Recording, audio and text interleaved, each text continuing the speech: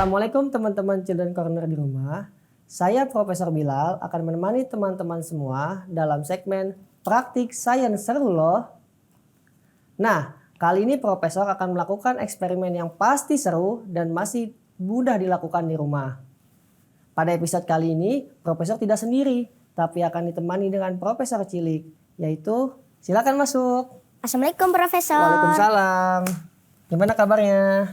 Alhamdulillah baik Prof. Kali ini kita mau bikin eksperimen apa Prof? Nah, kali ini kita akan membuat eksperimen tentang percobaan sederhana menggunakan lilin. Wah, seperti apa Prof prakteknya? Kamu sudah tidak sabar ya? Yuk kita mulai eksperimennya. Hayu kita mulai. Eksperimen kali ini kita akan melihat sifat api, tekanan air, dan juga oksigen loh. Sebelum memulai eksperimen ini, teman-teman harus didampingi dengan orang dewasa ya. Oke, pertama-tama kita harus menyiapkan alat dan bahannya dulu ya. Coba Profesor Cilik sebutkan apa aja untuk alat yang kita gunakan. Oke Prof. Ada botol berisi air. Yang kedua ada gelas. Yang ketiga ada lilin. Yang keempat ada korek. Yang kelima ada pewarna makanan. Yang keenam ada piring. Nah, itu dia alat dan bahan yang akan kita gunakan. Yuk kita mulai eksperimennya. Pertama-tama kita siapkan terlebih dahulu piringnya.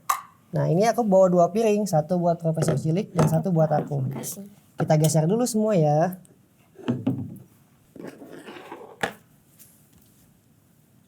Nah, yang kedua kita tempelkan lilinnya pada piring. Nah, untuk menempelkan lilin ini kita butuh pengawasan dari orang tua ya teman-teman. Seperti ini. Kita agak maju kayaknya.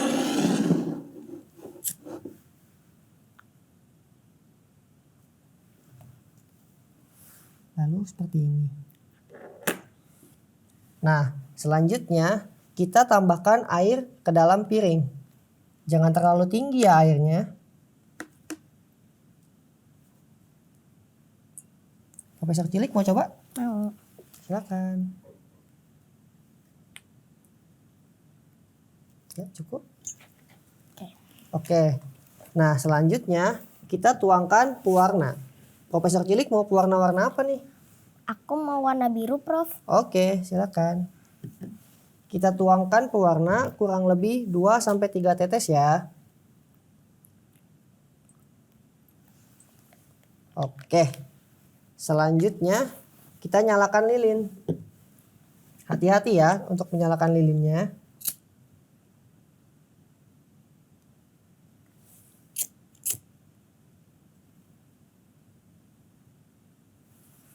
Nah, step terakhir kita akan tutup lilinnya menggunakan gelas. Dan kita lihat apa yang terjadi ya teman-teman.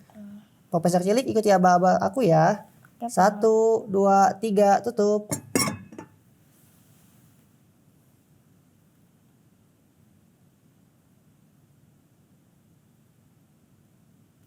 Wah teman-teman, lihat deh. Ajaib ya. Air yang berwarna tadi terangkat ke atas gelas dan masuk ke dalamnya. Wah keren. Kok bisa gitu Prof? Nah, Profesor jelasin ya. Jadi, dalam eksperimen kali ini ternyata berkaitan dengan suatu hukum fisika loh. Hukum? Emang hukum apa Prof? Nah, jadi hukum fisika yang kita gunakan pada eksperimen ini yakni hukum Boyle, di mana tekanan akan sebanding dengan volume. Nah, kita coba lihat lagi deh eksperimen kita tadi. Di sini ketika lilin menyala, lalu kita menutupnya dengan gelas, maka akan membuat oksigen yang ada di dalam lilin menjadi berkurang. Maka dari itu, lilin pun akan mati dan menyebabkan air yang ada akan naik ke permukaan gelas. Saya kira Profesor punya keahlian pengendali air. Hahaha, enggak dong. Nah, gimana Profesor Cilik? Seru nggak eksperimen kita kali ini? Seru banget Prof. Mungkin saya akan praktekin ini di rumah bersama teman-teman saya di rumah. Wah, boleh banget tuh. Keren. Nah, teman-teman juga di rumah bisa mencoba ya. Tapi jangan lupa, harus didampingi dengan orang dewasa ya. Sampai berjumpa lagi di eksperimen dan percobaan kita selanjutnya. Wassalamualaikum warahmatullahi wabarakatuh. Dadah. Dadah.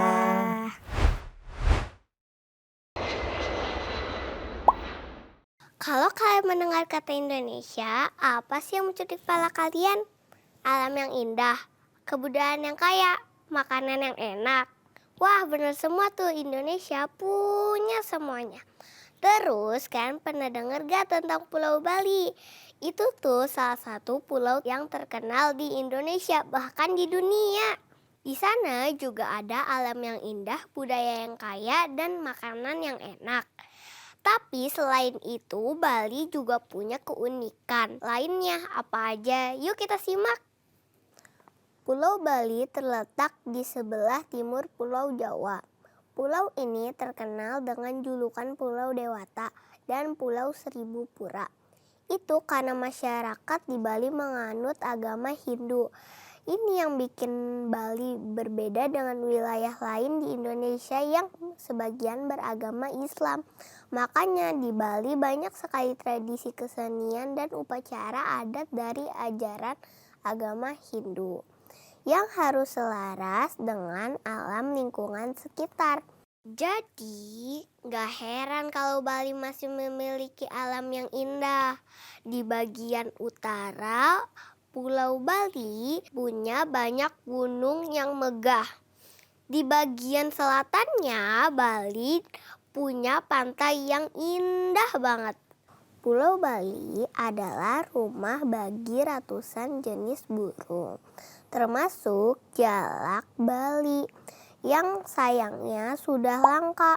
Sementara laut di sekitar Pulau Bali kaya akan terumbu karang. Terumbu-terumbu karang tersebut adalah rumah bagi ikan dan makhluk laut. Di sana kita bisa melihat ikan kakatua, penyu laut, parimanta, mola-mola, belut morai, hiu martil, hiu karang, barakuda, lumba-lumba, paus edeni, dan masih banyak lagi. Wah, luar biasa sekali ya. Kita perlu bersyukur banget nih kepada Allah. Makanya kita wajib banget nih ngejaga kelestarian alam. Enggak heran deh kalau Bali menjadi salah satu tujuan wisata paling terkenal di dunia. Bahkan salah satu majalah internasional pernah menobatkan Pulau Bali sebagai salah satu dari 10 pulau terbaik di dunia. Kamu jadi pengen kan mampir ke Bali? Yuk datang ke sini. Nanti aku traktir sate lilit dan bebek betutu. Kamu pasti mau kan?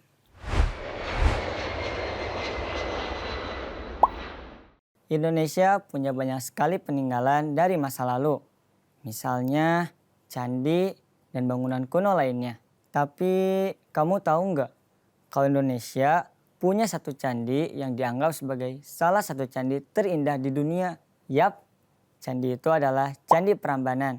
Candi Prambanan adalah kompleks candi Hindu yang terletak tepat di perbatasan antara Yogyakarta dan Jawa Tengah. Kompleks Candi Prambanan memiliki 3 candi utama, yakni Candi Brahma, Candi Wisnu, dan Candi Siwa yang merupakan candi terbesarnya. Kompleks Candi Prambanan ini dibangun pada abad ke-8 pada masa Sri Maharaja Rakai Pikatan. Pembangunan dan perluasan Candi Prambanan membutuhkan waktu 80 tahun untuk selesai. Bisa dibilang Candi Prambanan dibangun untuk menjadi tandingan Candi Borobudur dan Candi Sewu yang terletak tak jauh dari Candi Prambanan. Candi Prambanan juga pernah ditelantarkan selama ratusan tahun. Hal ini disebabkan karena letusan Gunung Merapi yang dahsyat dan pemindahan ibu kota kerajaan saat itu. Kini, Candi Prambanan menjadi kompleks candi Hindu terbesar di Indonesia serta terbesar kedua di Asia Tenggara setelah Angkor Wat di Kamboja.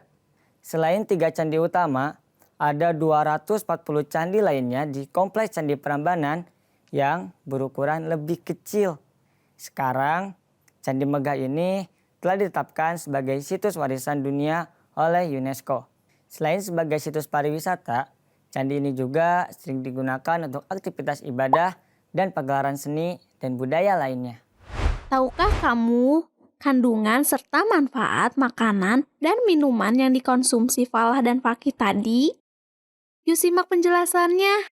Falah dan Fakih sempat membahas tentang makanan-makanan yang dikonsumsinya, yang mengandung karbohidrat, protein, dan kandungan lainnya. Yang pertama akan kita bahas adalah nasi. Teman-teman pasti sudah tahu kan apa itu nasi? Nasi terdiri dari 2 macam, yaitu nasi putih dan nasi merah. Nasi yang memiliki warna putih, bentuk yang kecil, dan bertekstur sangat lembut merupakan sumber karbohidrat yang sangat baik untuk sahabat Children Corner yang membutuhkan banyak energi. Nasi putih merupakan nasi yang paling sering dikonsumsi karena rasanya yang lebih enak daripada nasi merah. Padahal nasi merah memiliki kandungan serat, vitamin, dan mineral yang lebih banyak loh sahabat Children Corner. Nasi merupakan hasil olahan dari beras. Teman-teman juga pasti tahu beras kan? Nah, beras yang dimasak menghasilkan nasi yang siap untuk disantap. Wah, ngebayangin nasinya aja udah bikin lapar ya. Hehehe. Nah, setelah nasi, pasti kita menambahkan lauk pauk sebagai pelengkap makanan. Tadi, Falah dan Fakih makan dengan lauk ayam. Kira-kira ayam memiliki kandungan apa ya? Ayam mengandung protein hewani. Bagian-bagian tubuh ayam memiliki kadar protein yang berbeda. Protein yang dikandung dada ayam mengandung protein yang lebih banyak daripada bagian lainnya. Protein yang dikandung dalam ayam penting untuk meningkatkan kekebalan tubuh, tumbuhan sel, dan pembentukan massa otot kita. Selain ayam, apalagi ya kira-kira makanan yang mengandung protein hewani? Coba tebak, ini apa ya? Ya, betul, ikan. Ikan juga mengandung protein hewani loh. Ikan mengandung omega 3 yang berfungsi untuk proses perkembangan otak, mengandung serat protein yang pendek sehingga mudah dicerna, dan berbagai vitamin yang dapat mencegah kebutaan, membantu metabolisme anak, mencegah anemia, dan dapat melindungi jantung dan sel saraf. Wah, banyak ya manfaat dari ikan untuk tubuh kita. Selain lauk pauk, untuk pelengkap teman-teman saat makan, sayur-sayuran juga penting untuk melengkapi asupan makanan kita. Sayur-sayuran mengandung serat yang dapat membantu proses pencernaan makanan oleh tubuh. Kira-kira apa ya contoh sayuran yang baik dikonsumsi oleh kita? Aha, bayam. Bayam adalah sayuran berdaun hijau yang mengandung vitamin paling lengkap. Bayam juga memiliki karotenoid anti kanker dan merupakan sumber zat besi. Namun ingat, jangan terlalu lama memasak dan menyimpan bayam yang sudah dimasak. Karena kita akan kehilangan banyak nilai gizi di dalamnya loh teman-teman. Kemudian contoh lain adalah sawi hijau. Sayuran yang mudah didapat ini telah menjadi favorit banyak orang untuk dijadikan campuran berbagai menu masakan. Baik itu berkuah atau tumisan.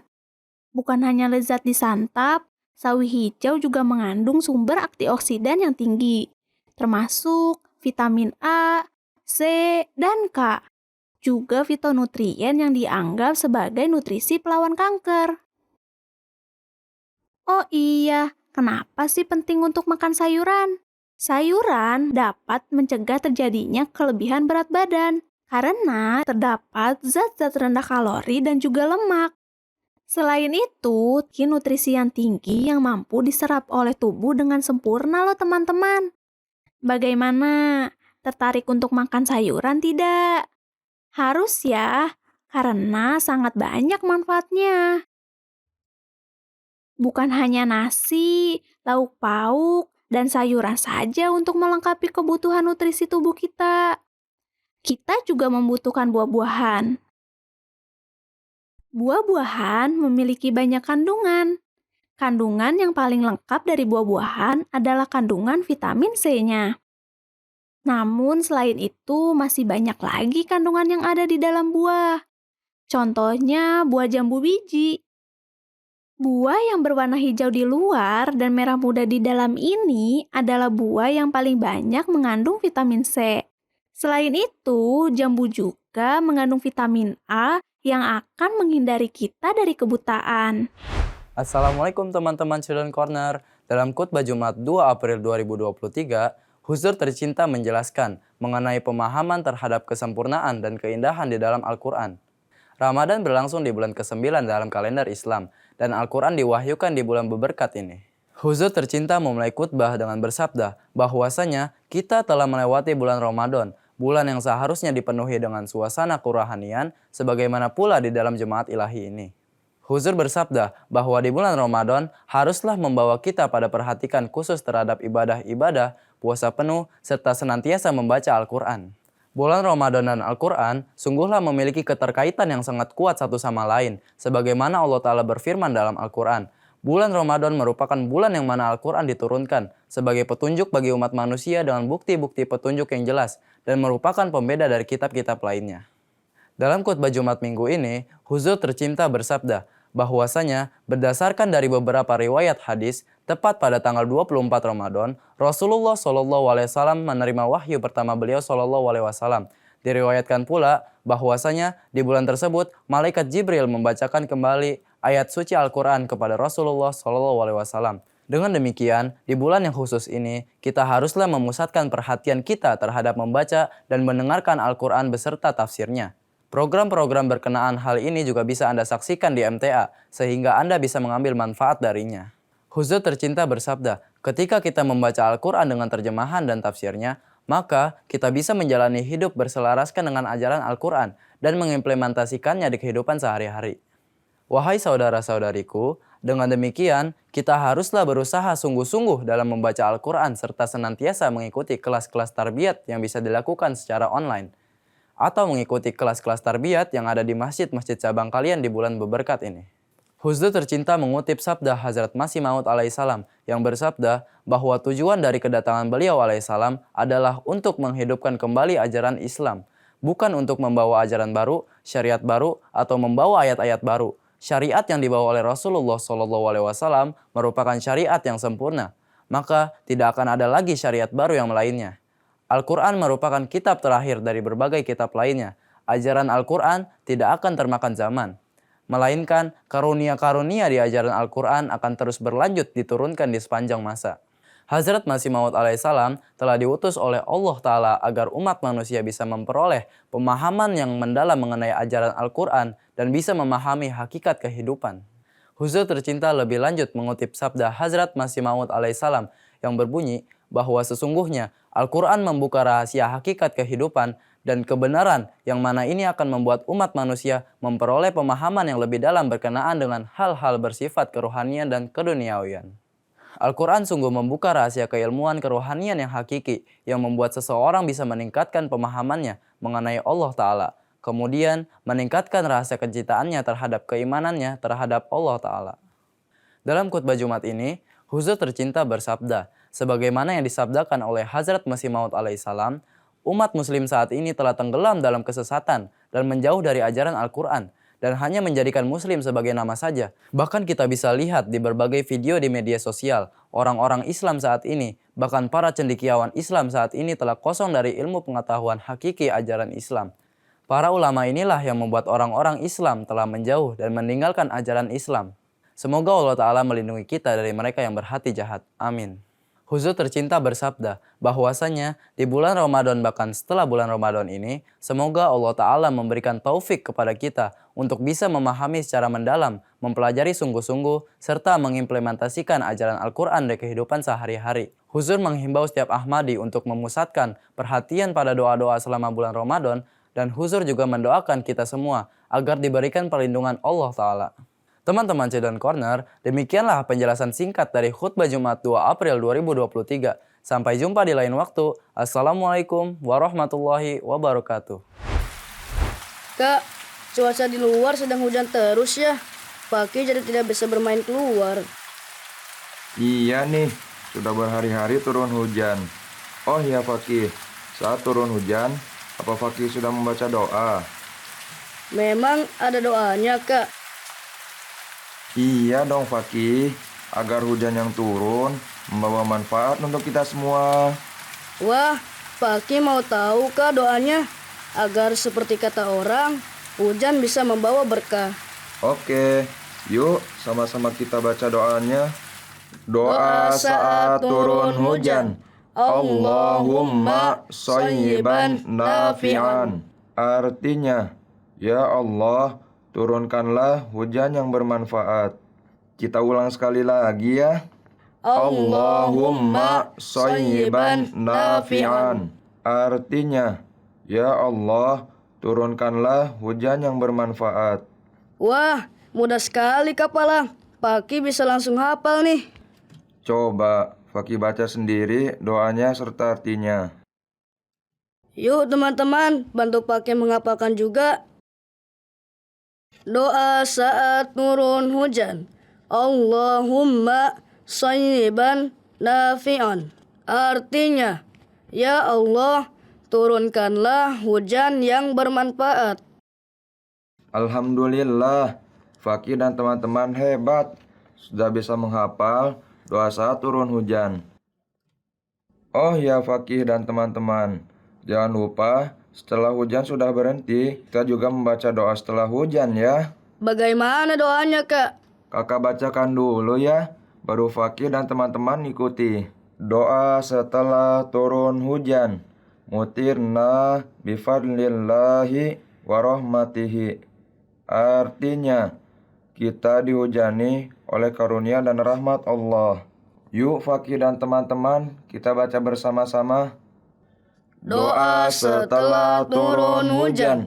Mutirna bifadlillahi warahmatihi. Artinya, kita dihujani oleh karunia dan rahmat Allah. Kita baca sekali lagi ya. Mutirna bifadlillahi warahmatihi. Artinya, kita dihujani oleh karunia dan rahmat Allah. Alhamdulillah, pada episode kali ini, Fakih dan teman-teman Children Corner di rumah sudah bisa menghafalkan 2 doa sehari-hari. Hebat! Alhamdulillah, Kak. Sekarang setiap hujan yang turun, insya Allah membawa berkah kan, Kak? Insya Allah Fakih. Nah, cukup sekian segmen doa sehari-hari pada episode kali ini. Kita berjumpa di episode selanjutnya ya. Assalamualaikum warahmatullahi wabarakatuh.